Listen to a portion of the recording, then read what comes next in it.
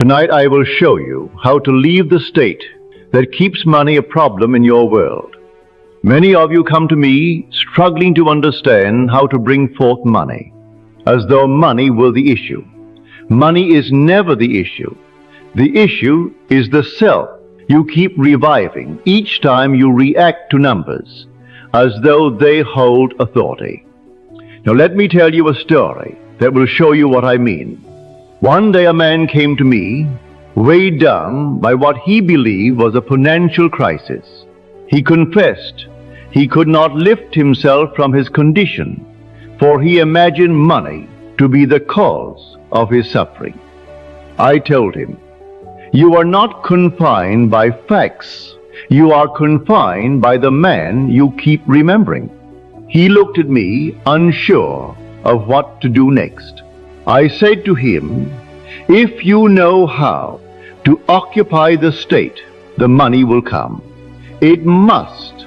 Do not concern yourself with how money will come. That is the easiest part." I gave him a single line that would release him from the self he had worn. Not a formula, not a ritual, but a new place of consciousness. I remember when. For the moment he assumed the one who had already moved beyond the former state. That phrase became the very feeling from which he lived. You do not repeat the line to convince yourself. You speak it because you are the one who has long left it behind. When he moved into that feeling, when he let that new identity carry more reality than the former self, he was no longer describing lack. He was remembering it. He could look back at the old state without returning to it. And as he remained in that new identity, the outer world, the faithful mirror, began to rearrange itself without his effort. Paths opened from places he had never set foot upon. Those who once passed him by began seeking him. Doors that had been shut swung wide without his lifting a hand.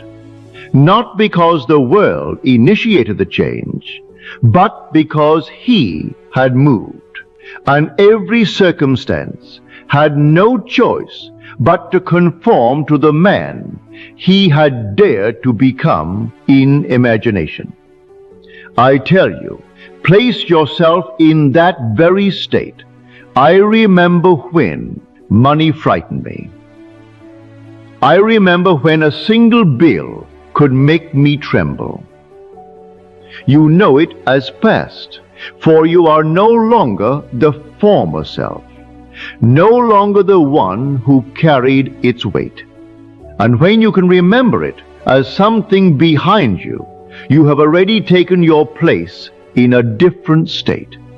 For the very moment you can call it memory, you have departed from that old identity entirely.